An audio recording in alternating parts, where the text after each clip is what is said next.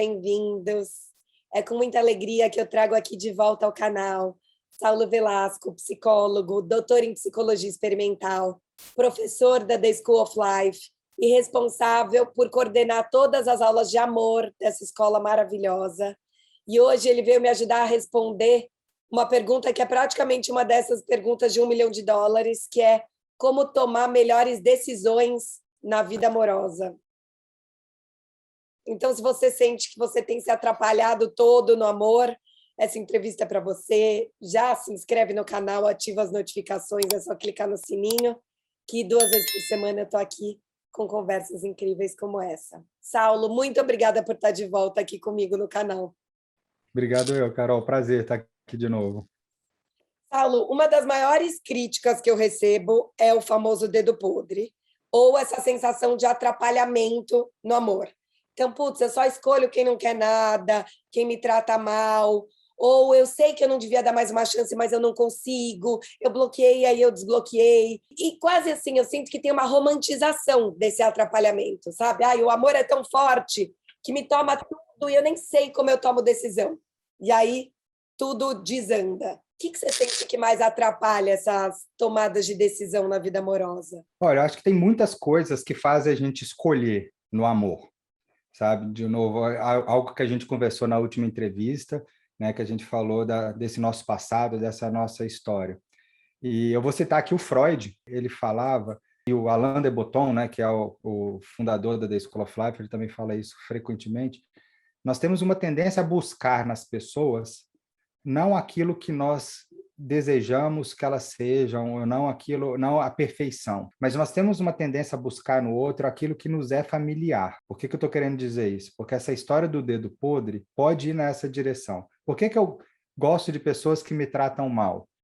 Vai saber, mas pode ser porque talvez na nossa história de vida nós relacionamos o afeto, o amor com pessoas que, ao mesmo tempo que faziam isso, eram um pouco agressivas demais, eram um pouco negligentes demais, eram um pouco duras com a gente. O Freud coloca, né, essa responsabilização nos pais, né? Então, eles falam, a gente sai procurando na vida pessoas que nos darão afeto, mas que esse afeto é demonstrado pela forma como elas te tratam mal.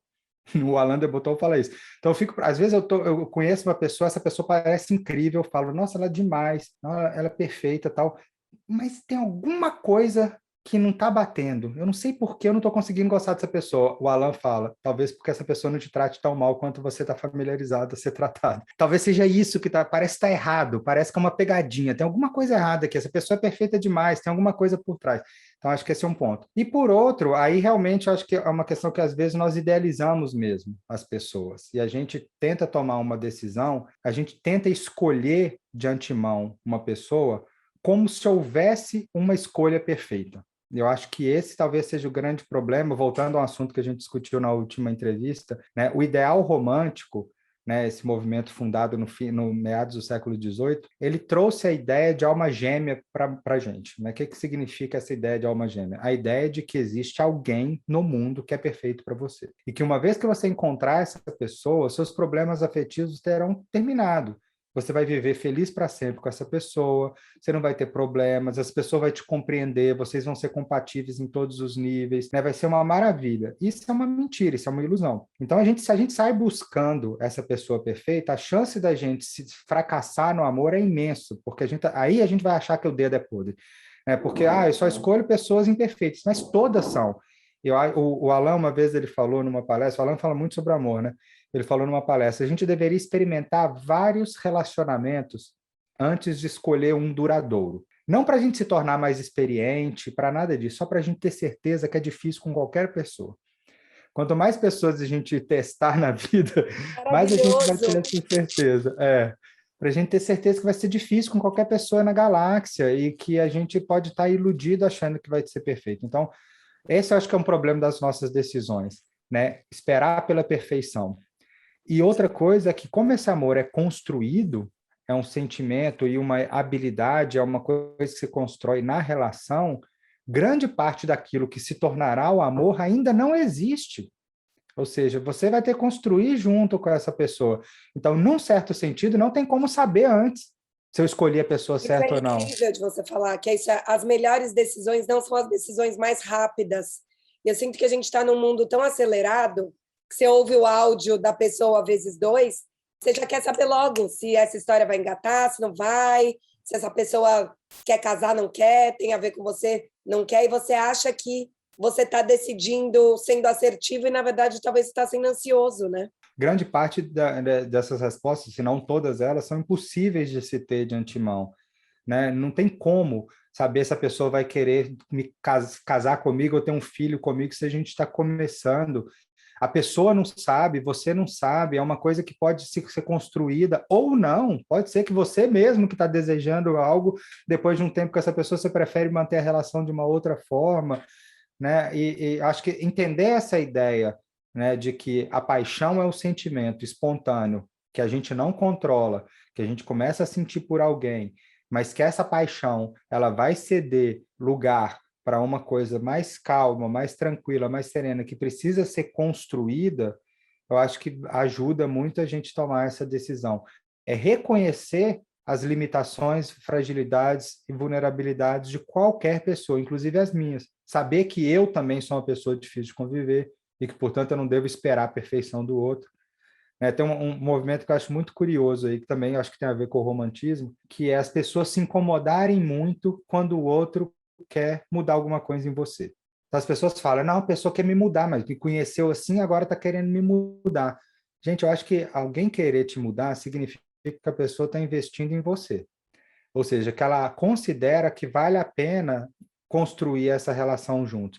Como eu disse, todo mundo é meio maluco, todo mundo tem manias, todo mundo tem esquisitice, todo mundo é difícil demais de conviver, todo mundo é meio louco para querer que o outro te aceite exatamente como você é. Construir uma relação duradoura é uma oportunidade para se tornar a sua melhor versão, porque tem alguém que está numa posição privilegiada de intimidade, vendo coisas a seu respeito, dividindo com você coisas que outras pessoas não veem, né? Ou seja, ela está numa posição privilegiada de te ajudar a se tornar uma pessoa melhor. Então, ter essa abertura também para mudança e também para mudar a outra pessoa é algo legítimo no amor, né? O que eu estou querendo dizer? A pessoa pode não ser o parceiro ideal no momento, mas ele pode se aproximar disso com o aprendizado, né? O casal, a relação, as duas pessoas podem juntas ir se construindo melhores ao longo do tempo, se tornando versões melhores dos dois, né?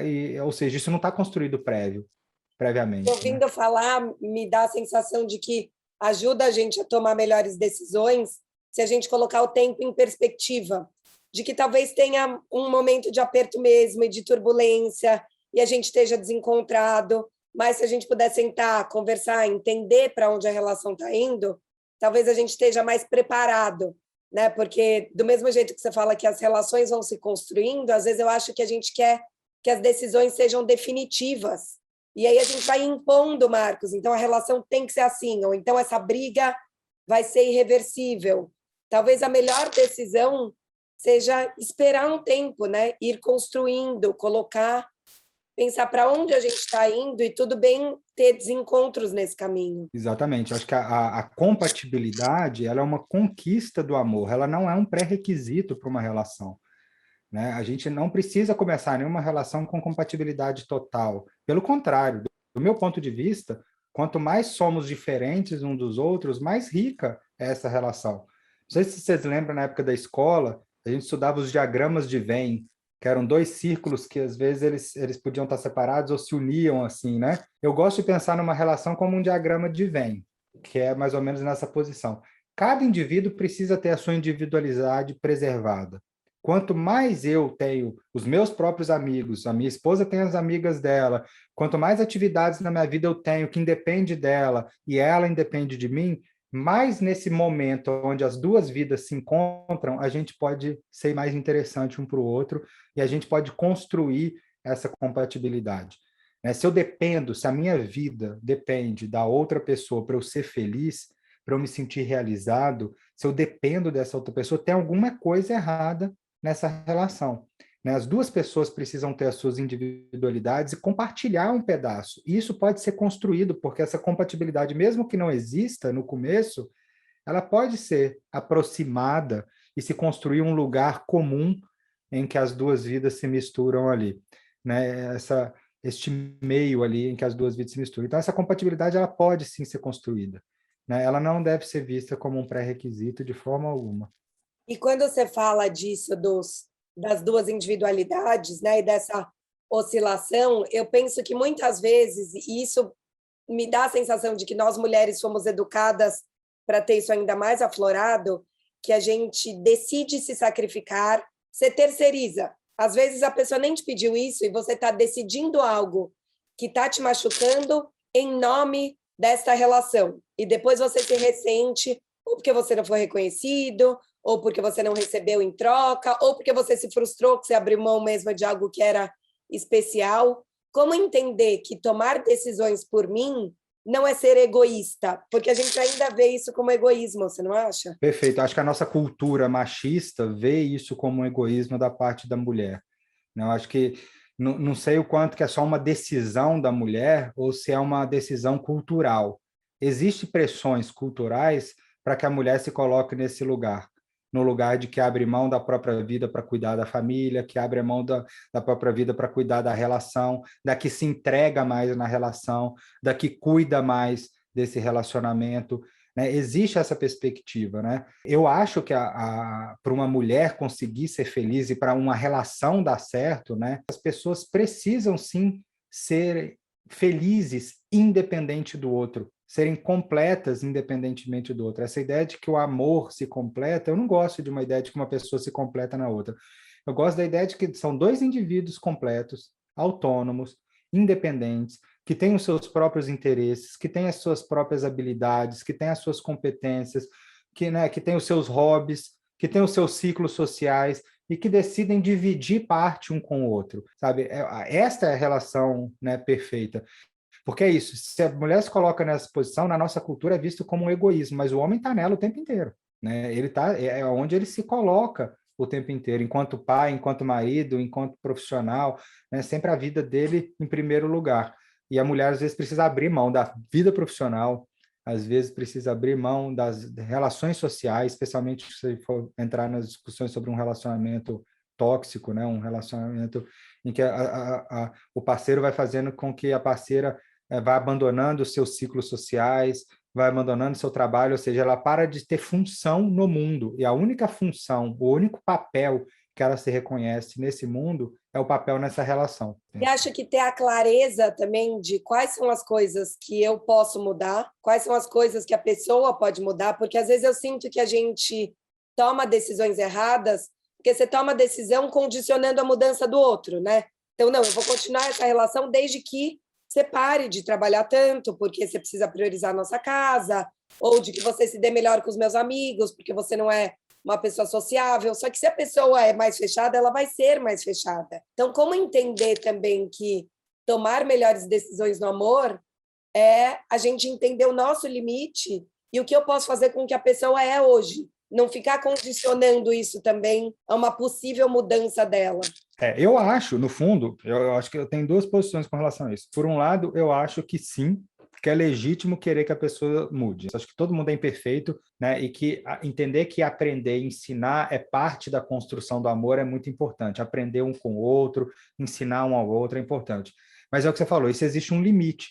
E talvez esse limite possa ser explicitado. A questão talvez seja porque nós não comunicamos clara e explicitamente as nossas necessidades emocionais, os nossos desejos para o outro.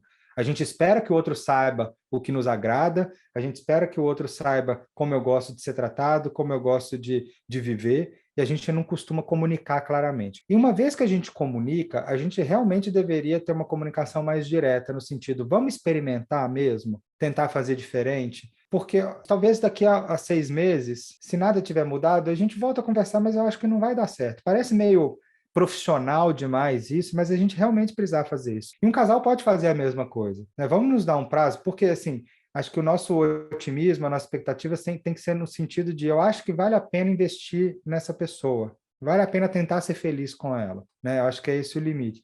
E agora ir colocando marcos mesmo, mas para eu ser feliz eu preciso disso e disso e disso. E você precisa de quê? Disso e disso e disso. Tá, entendi. Vamos tentar ajustar essas coisas e a gente volta a se falar, né? De preferência não precisa nem parar de falar sobre isso. Pode ser um diálogo aberto, contínuo, dentro de um relacionamento, né? E saber que pode ser o momento, chegou um limite, olha, não dá, a gente já conversou disso tantas vezes, eu continuo sentindo, né, que você se dedica mais a tudo, menos a mim, continuo sentindo que eu me entrego mais do que você, que eu abro mão das minhas coisas e você não, e eu acho que não é isso que eu quero para mim, não é esse tipo de relação que eu quero, embora te ame, enfim, mas não é essa relação que eu quero viver.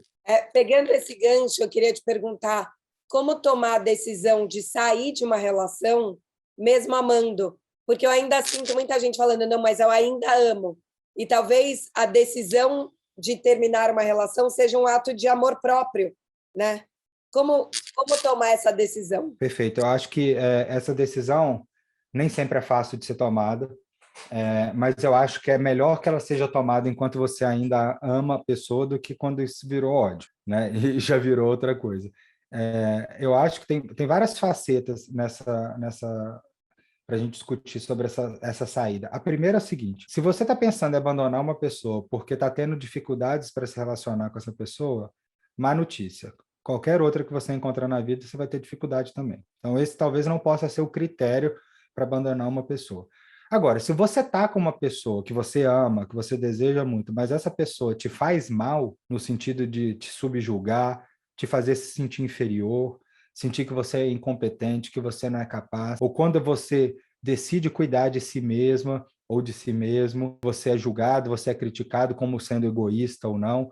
Ou seja, se você está num tipo de relação em que só você abre mão e que a outra pessoa não te devolve nada, eu acho legítimo você, por amor próprio, preservar ainda o que há de amor nessa relação e partir para outra, né? Ou encerrar essa relação ali. Porque a maioria das pessoas vão aceitando isso por longos e longos períodos, até um momento que adoece, fica realmente muito mal e rompe essa relação, e essa relação, uma vez rompida, não sobra nem amizade, não sobra nem respeito, né? Não sobra nenhum grau de admiração. Então, acho que esse é o momento. Saulo, como a gente decide ser feliz no amor? Porque, né, no começo da sua fala, dessa entrevista, você fala que isso, no fim, a gente essa coisa do dedo podre é que muitas vezes a gente se apaixona pelo familiar e muitas vezes essas relações foram disfuncionais e nos trouxeram dor. E agora a gente também está falando em insistir em relações que às vezes são desgastadas ou onde tem violência. Por que é tão difícil e como, na prática, a gente pode decidir ser feliz no amor? Olha, eu acho que decidir ser feliz no amor, eu acho que todo mundo quer ser feliz, né? Eu acho que às vezes é até meio crueldade a gente falar que alguém escolheu não ser feliz, sabe? Acho que todo mundo quer, mas a gente às vezes age sem ser de acordo com as nossas escolhas, né? Então, muitas vezes a gente age por impulsos, a gente tem, né, pensamentos, né, mas temos também comportamentos inconscientes. Então, num certo sentido, acho que em termos racionais, todo mundo quer ser feliz. Talvez a gente tenha uma ideia diferente do que é felicidade. Às vezes a gente acha que a felicidade é a plenitude, a felicidade é estar o tempo inteiro bem. A felicidade, seja ela no amor ou seja em qualquer coisa, ela é algo repentino, são momentos de felicidade, às vezes você passa por diferentes obstáculos ao longo da vida como uma pessoa, e depois de 20 anos juntos, vocês olham para trás e veem, a gente tem sido feliz. Mas dá para vocês lembrarem de vários momentos, às vezes um ano difícil, né, um semestre difícil, um período difícil na relação. Então, ser feliz não é ser feliz o tempo inteiro, né? Ser feliz é construir junto esses momentos de felicidade. E para isso, para escolher, se a gente for usar esse termo, ser feliz, a gente precisa realmente estar aberto para esses momentos de infelicidade, que vão ser parte de qualquer relação, né? Que vão ser parte, vão ter momentos de tristeza, vão ter momentos de ansiedade, vão ter momentos de insegurança, né? E isso não é incompatível com ser feliz com alguém, né? Eu estou com a minha esposa há 25 anos, a gente está 15 casados e 10 juntos. A gente já passou por muitas coisas difíceis. Muitas coisas difíceis. Quando eu olho 25 anos para trás, a gente é feliz. Mas a gente foi feliz o tempo inteiro? Não, certamente não. Tivemos momentos muito difíceis do casal nessa jornada. Tivemos momentos difíceis com o nosso filho. Tivemos momentos exatamente disso, de passar um tá mais dedicado ao trabalho num momento, depois do outro tá, e aí nisso a gente se afasta um pouco um do outro. Momentos que o diálogo tá mais difícil, tem momentos que o diálogo tá mais fácil, tem momentos que o sexo tá mais frequente, tem momentos que o sexo tá menos frequente. Enfim, viver a dois é saber que é isso, é a gente meio desistir dessa perfeição, né? Saber que o casamento, às vezes, ele é uma mini empresa, uma microempresa, que a gente tem que tomar decisões administrativas. Um relacionamento a dois duradouro, não precisa nem ser um casamento. Que vai ter momentos que a gente não vai compreender e ser compreendido, né? Que tem momentos que a gente não vai conseguir negociar certas diferenças, e que isso é o amor. E isso é o amor de qualquer pessoa, né? E esse é um amor que vale a pena, né? E eu acho que é possível ser feliz aí. Que é o amor que se constrói junto, né? Que isso leva para a próxima pergunta que eu queria te fazer, que é: ter critérios ajuda ou atrapalha as nossas decisões? Porque às vezes eu vejo também as pessoas com uma lista de critérios enorme, parece uma vaga de emprego mesmo. Então, eu queria uma pessoa que trabalhasse com isso, que morasse nesses bairros, que tivesse uma relação assim com a família. E até tem aquela frase famosa do Tony Robbins, de você tem a vida que você tolera. E eu fico pensando o quanto pode ser traiçoeiro esse excesso de critérios. Não acho que a gente tem que aceitar qualquer coisa, mas será que a gente está tão buscando ter clareza nos critérios que a gente está menos presente nos encontros? Eu concordo com você.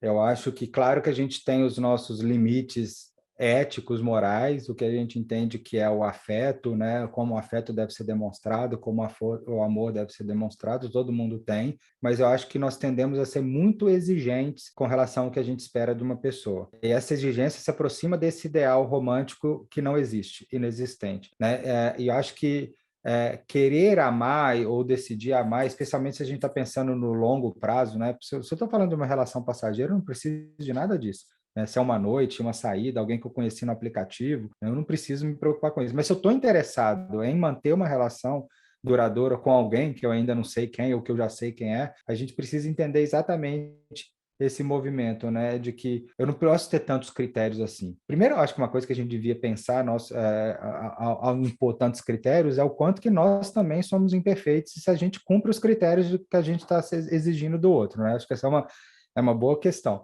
Porque a maioria de nós é muito criterioso com relação a outra pessoa, mas a gente mesmo não se encaixaria nos nossos próprios critérios em muitos aspectos, né? Então, acho que a gente, E aí a sim, gente existe um cai na limite. falta de confiança, que foi o tema da nossa primeira entrevista, né? Se vocês não viram, vou colocar o link aqui. Porque aí você cai na síndrome do impostor, fatalmente, né? Exatamente. A gente fica achando que o outro é perfeito, a gente só vê os nossos problemas, mas a gente aqui seria poder fazer o oposto até, né? É a gente reconhecer em nós os nossos problemas e reduzir os nossos critérios com relação ao outro também, né? Que a gente idealiza. Acho que é isso, a síndrome do postor que a gente falou na última entrevista foi isso, né? A gente admira o outro, reconhece o outro como perfeito, porque a gente não está vendo o mundo interno dessa pessoa. Se a gente se aproximar, colocar uma lupa e a gente passar a dividir a vida com essa pessoa, esses defeitos vão aparecer, né? E é por isso que os nossos critérios eles são falhos, né? Porque a gente exige muita coisa no começo e a gente não tem nem como testar aquilo no início de uma relação. Tem coisas que a gente só vai descobrir ao longo do caminho. A pessoa pode não ser autoconsciente das suas dificuldades de se relacionar. Ela pode não ser capaz de te explicar como é difícil viver com ela. Pode ser uma coisa que você vai descobrir ao longo do caminho, né? E eu acho que critérios devem ser mínimos no sentido da preservação da minha integridade, da preservação de fazer, aceitar, o que é honesto, tolerar. Acho que isso todo mundo precisa ter esses critérios, mas que isso esteja longe de ser um currículo, né, que a pessoa precisa cumprir para fazer parte, né, da minha vida.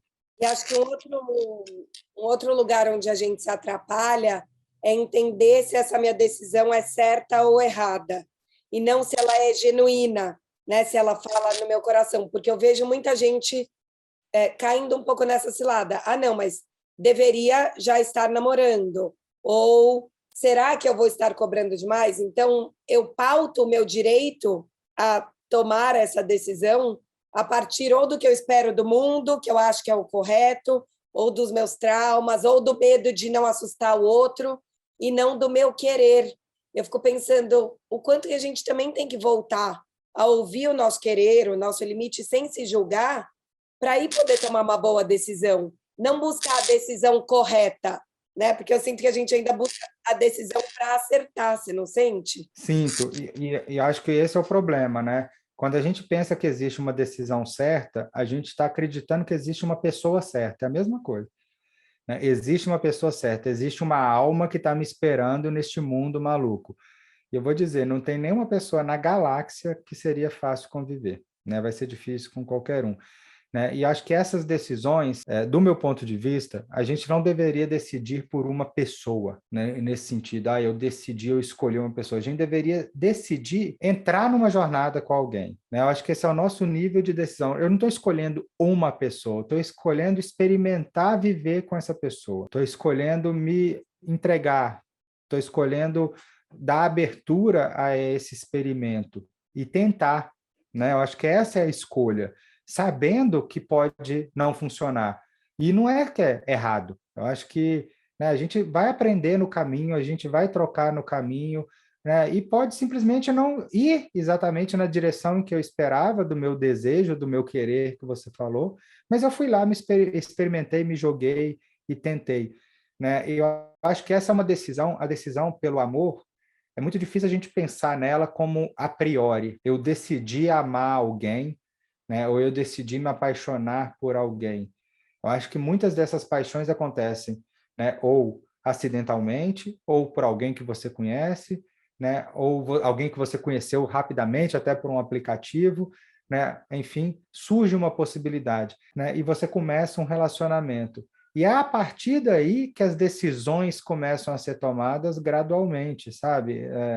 Não tem como, eu vou ou não vou. Se a gente ficar nessa, vou ou não vou, entra ou não entra, entra ou não entra, tomando decisões a priori, a gente está tomando decisão cegamente, porque o que se a gente fosse pensar no processo racional de tomada de decisão, a gente toma decisão quando? Quando a gente conhece as alternativas de escolha que a gente tem, então a gente só escolhe se tem mais de uma opção, né? Então a gente tem que conhecer essas alternativas, e quando a gente consegue, de alguma forma, estimar, inferir, imaginar quais seriam os prós e contras de cada uma dessas alternativas. É assim que a gente escolhe, né? Um protocolo de tomar decisão é assim. E aí eu pondero os prós e contras e escolho a melhor relação custo-benefício. A gente não consegue fazer isso com uma pessoa que a gente não conhece. A gente não consegue saber se é melhor ou pior que outra. A gente não consegue Eu tomar uma acho decisão que que a gente não... talvez esse seja um dos grandes dramas da relação, porque a gente acha que consegue, né? Então a gente toma a Exato. decisão a priori já desenhando 1000 caminhos possíveis e analisando essas evoluções que a gente nem sabe se vão ser para esse lugar. E aí eu tomo uma decisão achando que eu tenho 5, aqui os 10 caminhos do mapa, e talvez eu não tenha nenhum desses 10. Exatamente. Não sei quais são os caminhos e não conheço se é o pró e contra, ou seja, eu não tenho feedback imediato disso, né? É uma coisa que vai se construir com o tempo. Ou seja, a gente não está numa posição de escolher no início. A gente precisa experimentar para depois escolher, permanecer ou sair, né? Ficar ou partir. É uma decisão que eu posso tomar. Essa decisão eu posso. Eu fico ou eu vou sair dessa. Mas eu entro, essa pessoa é certa ou errada para eu iniciar, não é uma decisão que a gente está em posição para fazer, né? Acho que vou Que a começar. gente vá com mais presença e menos controle, né? Saulo, muito obrigada por mais essa conversa incrível. É um prazer ter você aqui comigo. Obrigado, o prazer foi meu. Um grande abraço.